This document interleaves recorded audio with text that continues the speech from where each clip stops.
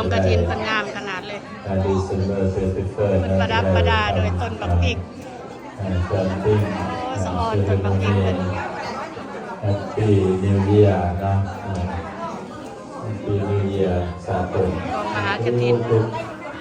ประเทศอันกระแบงต้นบักพริกกิจกรรมส่งท้ายปีเก่าตอนรับปีใหม่บางคนกำลังซีแฮกระดินพี่น้องหลังจากใส่บาตรใส่ปุ๊บไปก็กินข้าวกินน้ำอิ่มแล้ววันนี้เตรียมแฮจะกินเองนั่งกินเนี่ยนี่เลยได้ตอนนี้กำลังไหว้พระรับศีลคนอย่างมากคนมากันหลายขนาดรับประทานอาหารเสร็จเรียบร้อยแล้วเราจะได้ไปแห่กฐินมาแล้วเราจะได้ทำพิธีถวายผ้ากับผ้ากฐินหลังจากถวายผ้ากฐินแล้วก็ตั้งพระพุทธโลก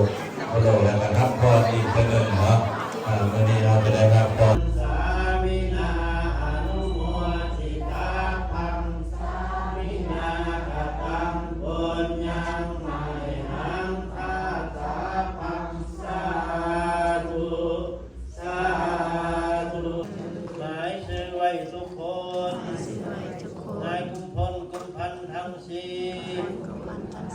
ขอบทุกทีอินพงขอจงลงมาร่วมอนุโมทนาในทานของพวกขน้อยทั้งหลายในเวลาวันนี้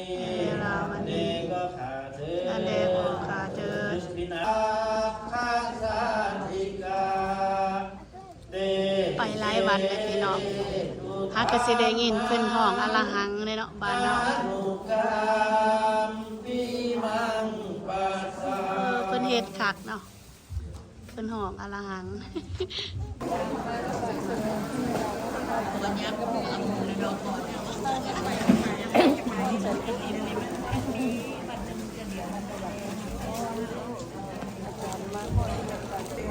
อัน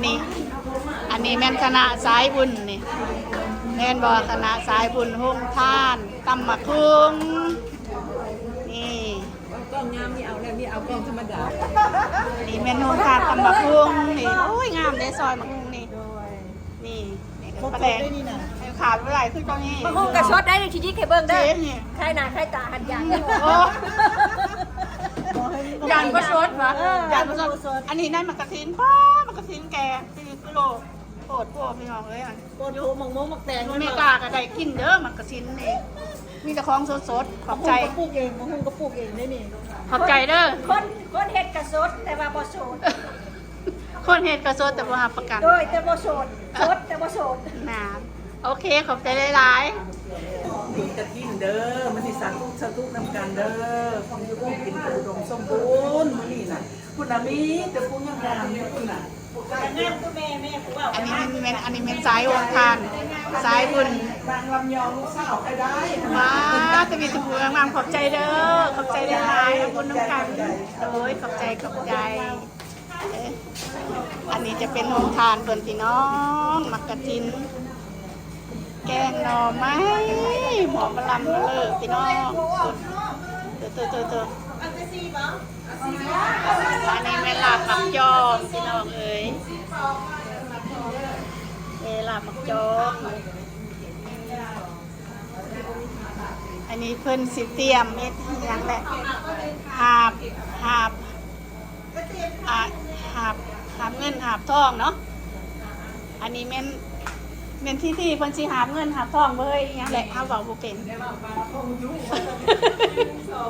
นี่ตอนนี้กำลังเอาหลักฐานอยู่ตอนนี้ตอนนี้กำลังเอาหลักฐานเนี่ยคนเต็มอยู่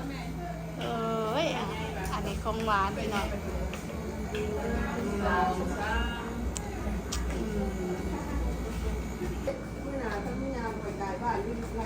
นี่แม่น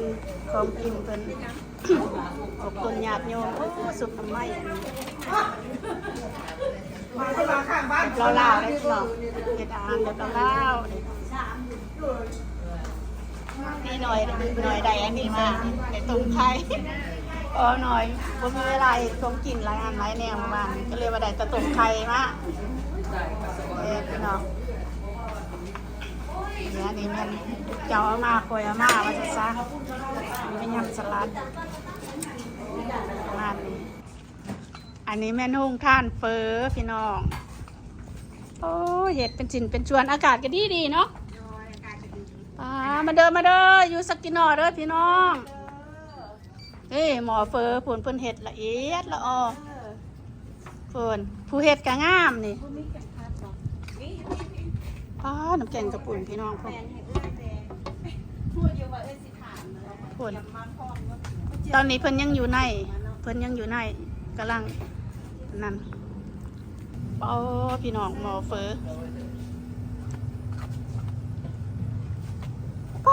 ซัมสิกินนี่จักกระปุ่นมาจักเฟอตอนนี้เพิ่นยังอยู่ในอยู่นี่เห็นปะอันนี้จะเป็นนงทานอาหารเฟอพี่น้อง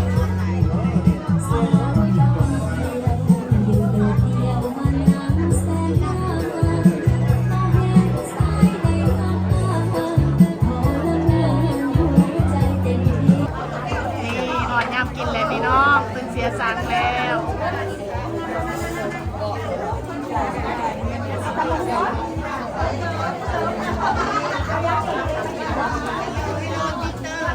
หอมหุย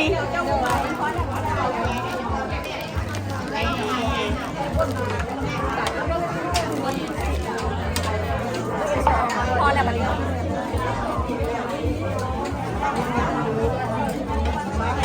ขาดบ่ได้คือตัวนี้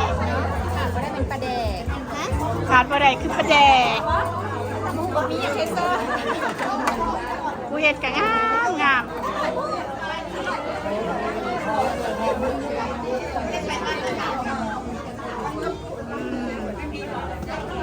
มานี่ตอนนี้กำลังเรียนคิวแล้วนี่ได้พี่น้องเลย